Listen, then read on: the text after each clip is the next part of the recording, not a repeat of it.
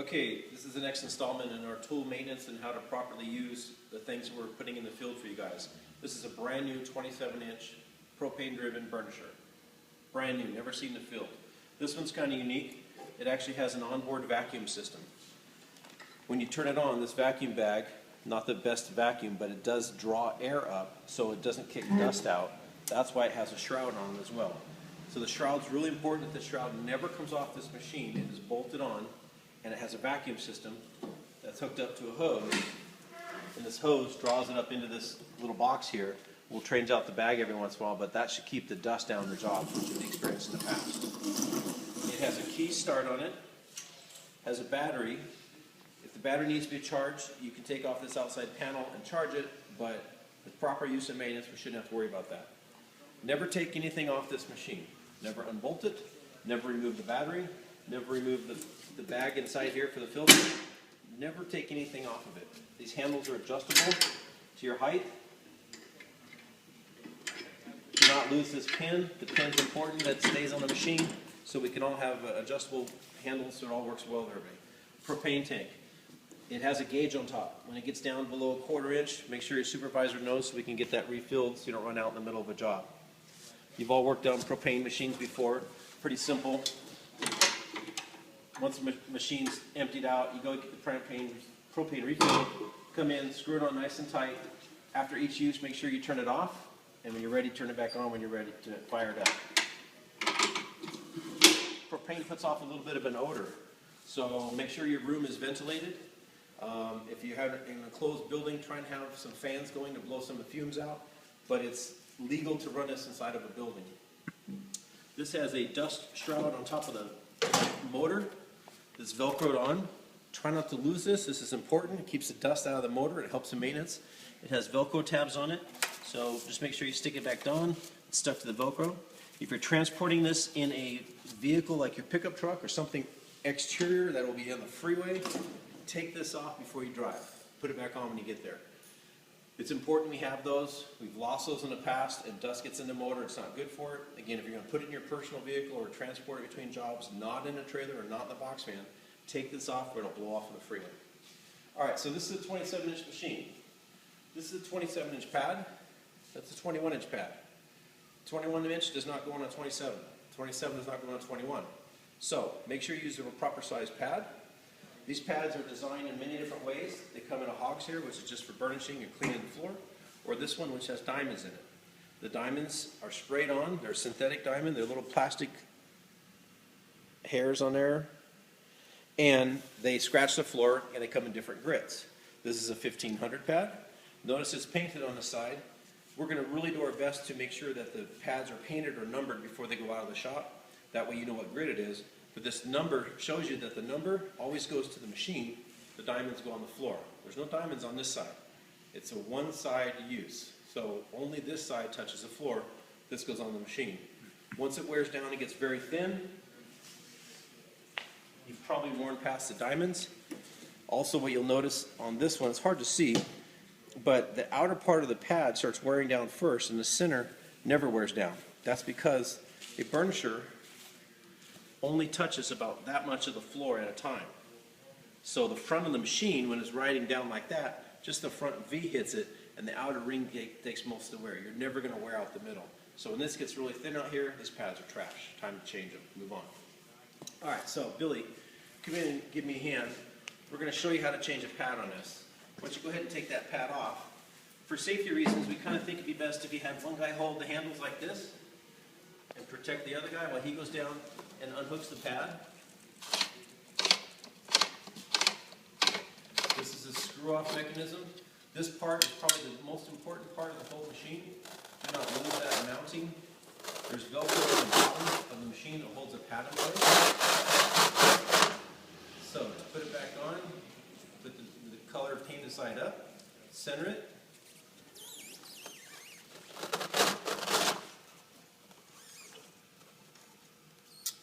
Then take the retaining ring, screw it back on.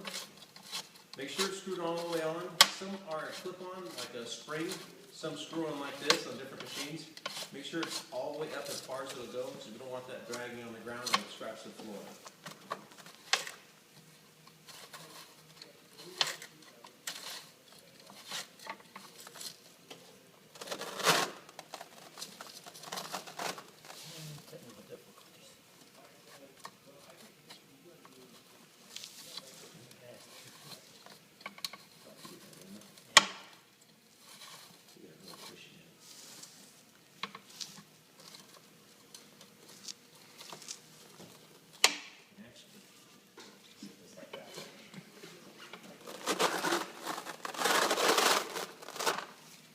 So what Billy's struggling with a little bit is the pad is very, very thick because it's brand new.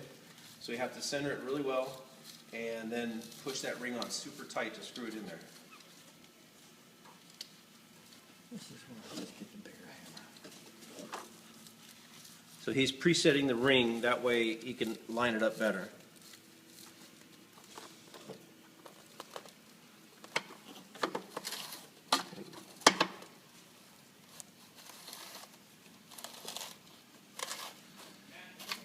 Much better that way. Okay, so by presetting it on a new pad, he was able to fit it a little better, and it's on there pretty tight. Look at it from this angle real quick, and you can see that that's concaved. The pad sticks out a little farther on the edges, and the center's in. So that's important that's tight. We don't want that dragging on the ground. Again, only about this much of the pad hits the floor at a time, even though it appears like the whole thing is. It's just about a third of it or fourth of it. And this machine is very well balanced, so when it's on the floor, it rides very nicely, just like that. You don't have to put a weight on it or anything. I know we've had those in the past. It's pretty simple. The shroud, again, is really important. The shroud keeps the dust from coming out. With the onboard vacuum system, we can collect all that dust and not have a big mess like we've had on previous jobs. So I think we're about ready. Probably the only thing else we should do is check the oil.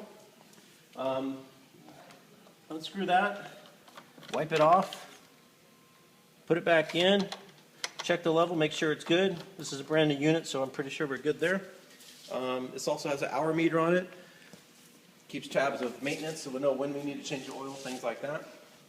The only other big things about burnishing is usually done at the end of the polishing process or to clean a floor. If you use it to clean a floor, your pace that you travel is really up to you. It doesn't really matter. You don't have to go super fast or super slow.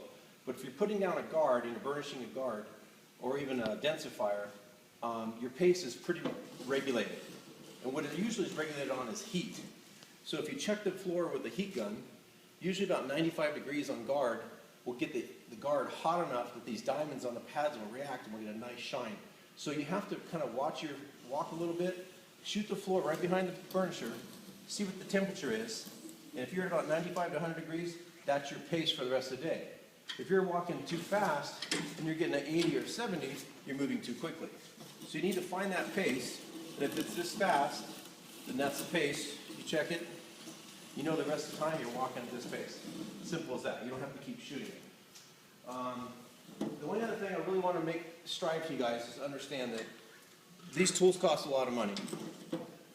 We keep investing in good tools because we want our jobs to get better and easier for you guys. It's important that you understand that this is a complete tool. You have to take care of it. You have to respect these tools. We don't need to take this key out. No one's going to steal it. It's not a car. So leave the key in there. We'll zip tie it here so it's permanently there. You don't need to take anything apart. You don't need to take parts off of it. If it breaks and it's not working, return it to the shop. Let's not do repairs in the field. We have a tendency to lose parts and lose screws. Let's get it back to the shop, get it fixed, and move on. Okay, so I'm going to fire it up. I'll stop talking for a minute. I'll do a little pass here to show you guys how it works, and I think that'll wrap it up. Be right back.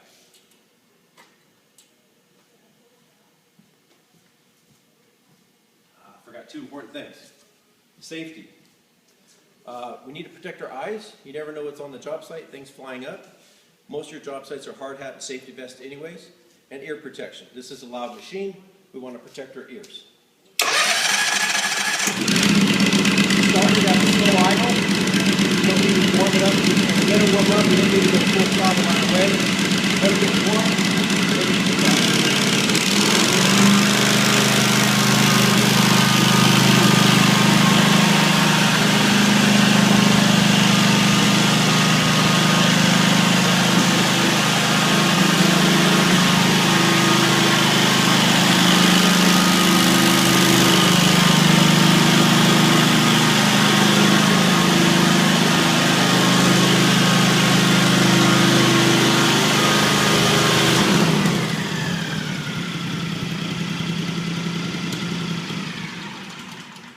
Couple more things. When you run this machine, when you get done burnishing, take it back to an idle before you shut it off. Let it idle for 10 seconds, then shut it off.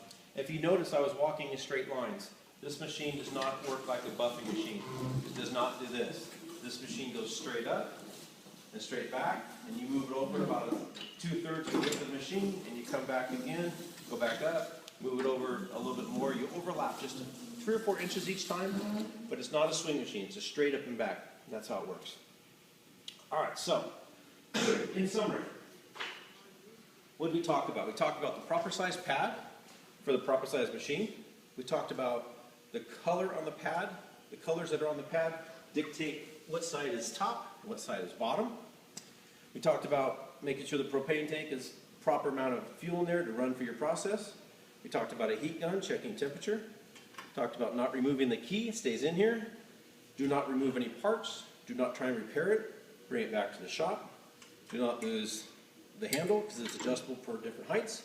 If you haul it in a vehicle that's not enclosed, like a trailer or box van, take off this filter so we don't lose it, put it back on. We talked about checking the oil. We talked about going straight back and forth, not a swing machine, and respect. I think that's about it. Hope you guys did good on your test. I'll get this tool out to you real quick. Thanks a lot.